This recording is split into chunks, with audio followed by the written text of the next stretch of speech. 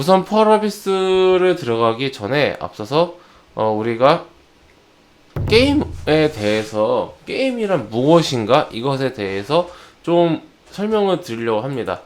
우리 그 주식을 하시는 연령대가 보통 40대에서 이제 한 60대 요런 연령대가 많죠. 요즘엔 젊은 분들도 많이 이제 들어오시고 물론 더 많으신 분들도 계시겠지만은 이 연령대가 가장 많습니다.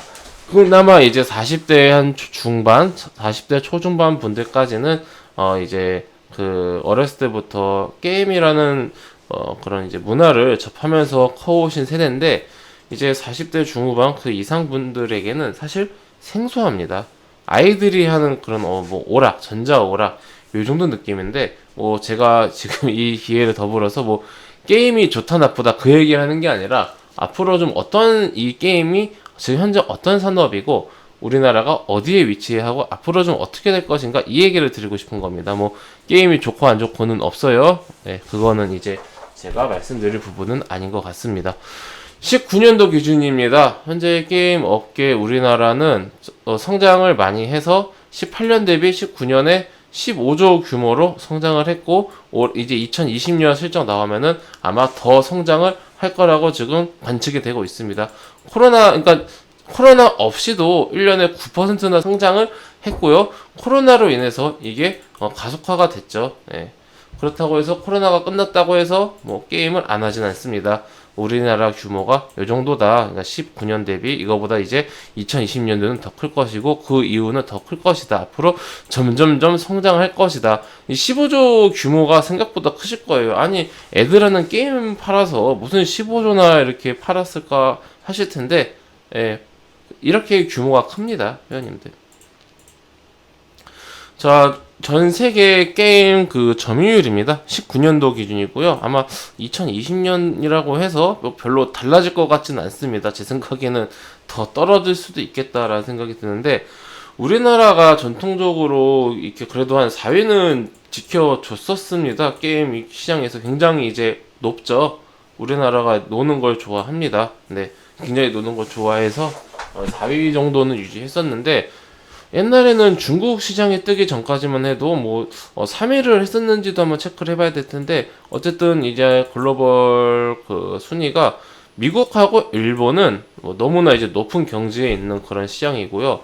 중국은 아시다시피 뭘 해도 중국은 큽니다. 중국은 뭘 해도 커서 점유율을 봤을 때 미국은 이제 압도적인 1위였는데 중국이 치고 올라오고 있고요.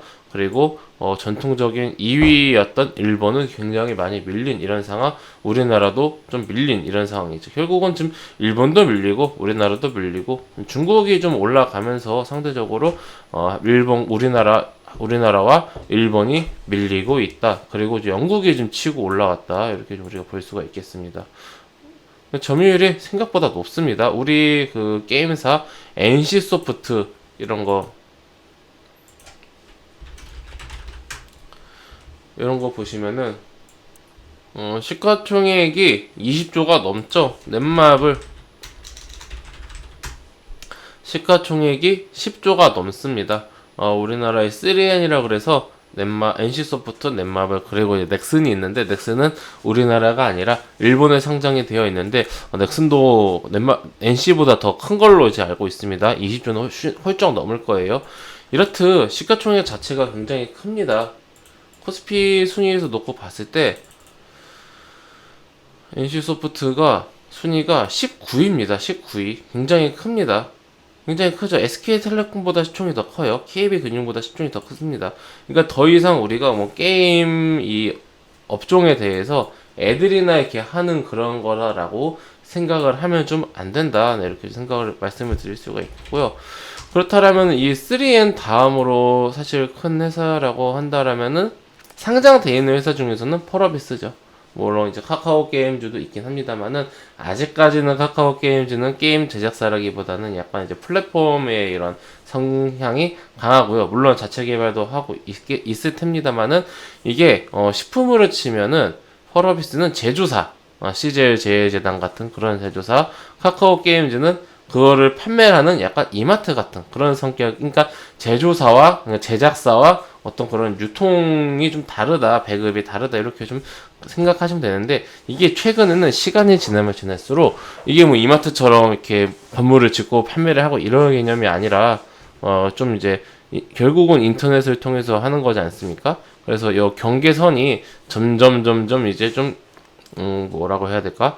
경계선이 겹치고 있다고 해야 될까? 제작 위주로 하던 그런 제작 위주의 게임사들도 직접 서비스를 이제 많이 하고 있고, 이런 좀 유통하던 그런 회사들도 제작을 하고 있고, 이런 식으로 경기가 얕아지고 있습니다. 네. 우리나라 순위가 이렇다라 볼 수 있고, 근데 이제 문제가 있습니다. 우리나라가 지금 PC 게임 순위 3위, 모바일 게임이 4위인데, 그러면은, 3위, 4위면은, 우리나라 점유율이 뭐 3위 혹은 4위에 있어야 되는 거 아닌가. 그렇게 생각을 할 수가 있는데, 좀 뒤에 있죠? 5위, 3위나 4위나 5위나, 그게 그거지 않나라고 생각을 하실 수 있으실 텐데, 이게, 보시면요, 점유율 차이가 큽니다. 3위인 일본하고 2배 차이가 나지 않습니까? 그럼 뭔가 좀 이상한 거예요. 뭔가 좀 이상하다라고 우리가 좀 물음표를 띄울 수 있는데, 이게 글로벌 게임 시장 규모입니다.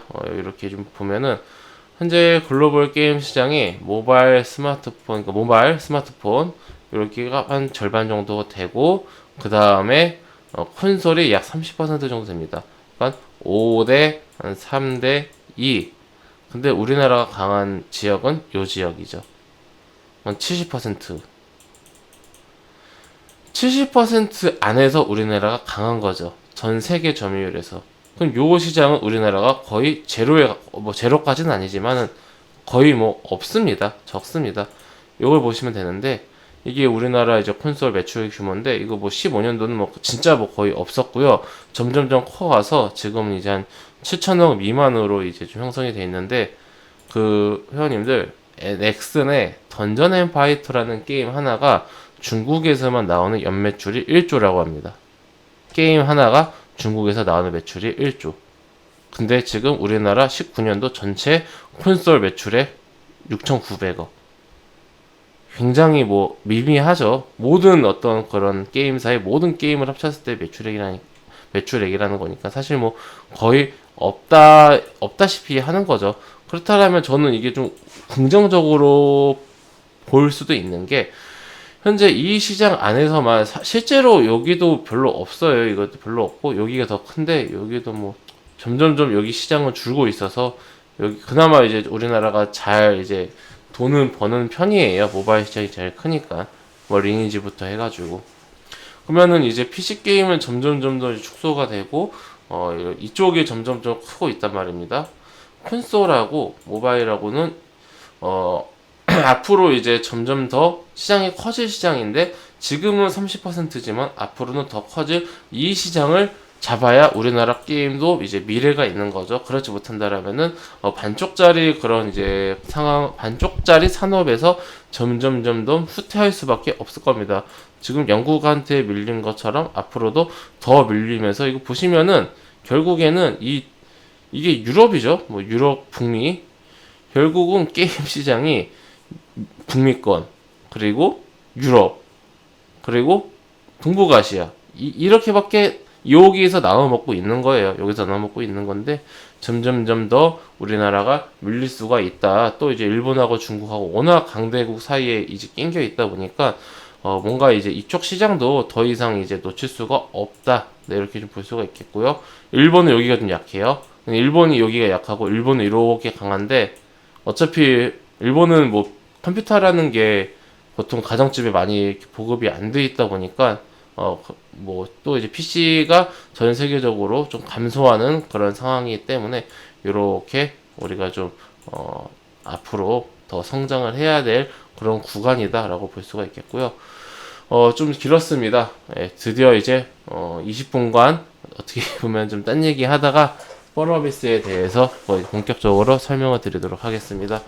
3마리의 용 중에 1마리 펄어비스입니다. 붉은 사막이라는 이제 펄어비스의 신작에 나오는 그 화면입니다. 화면 용이에요. 우선 좀 간단하게 다른 블로그를 통해서 좀 보여드리고 싶은데, 블로그가 아니라 뉴스를 통해서 좀 보여드리도록 하겠습니다. 이게 지금 12월에 난리가 났죠. 왜 난리가 났을까? 바로 이제 그 전 세계적으로 권위 있는 그런 이제 시상식인 더 게임 어워드에서 우리나라 게임이 이제 트레일러가 발표가 된 겁니다. 저는 사실 몰랐습니다. 제가 잘 몰랐어서 나중에 알았는데 이 더 게임 어워드라는 곳이 전 세계적으로 가장 권위 있는 그런 이제 게임 시상식이고요. 회원님도 아까 게임 매출 규모 보셨죠? 전 세계 매출 규모 뭐 이게 애들 오락하는 그런 게 아닙니다. 규모 자체가 굉장히 커졌습니다. 거기에 나왔는데 국내 최초로 트리플 A급 게임으로 지금 올해 출시가 올해 연말에 12월 말이나 나오겠죠. 연말에 출시가 예정이 되어 있습니다. 보시면은 단순히 뭐 그래픽이 좋다 이런 차원의 뭐 문제는 아닙니다만은 그래픽이 우리나라에서는 보기 힘든 마치 다른 그런 뭐 미국이나 아니면은 유럽이나 일본의 대형 그런 게임사들이 만든 듯한 그런 게임의 그래픽 전혀 위화감이 없습니다. 그런 그래픽을 보여주고 있고요. 그리고 어떠한 그런 이런 그 상호작용이라든지 스토리 이런 부분에 있어서 굉장히 좀 이제 그 기대감을 많이 받고 있습니다. 예. 그 펄어비스라는 게임사에 대해서 제가 사실은 그렇게까지 저 역시도 개인 투자자이기 때문에 서두에 말씀드렸던 것처럼 큰 관심은 없고 뭐 그렇게까지 인기가 있었던 종목이 아니기 때문에 그런가 보다 하고 또 상장 이후에 주가가 흐름이 그렇게 좋지가 않았습니다. 그랬는데 이번 그 붉은 사막 이 트레일러 영상을 보고 그리고 현재 회사가 가고자 하는 그런 비전을 보고 제가 생각을 많이 바꿨습니다. 왜 그런가 하면은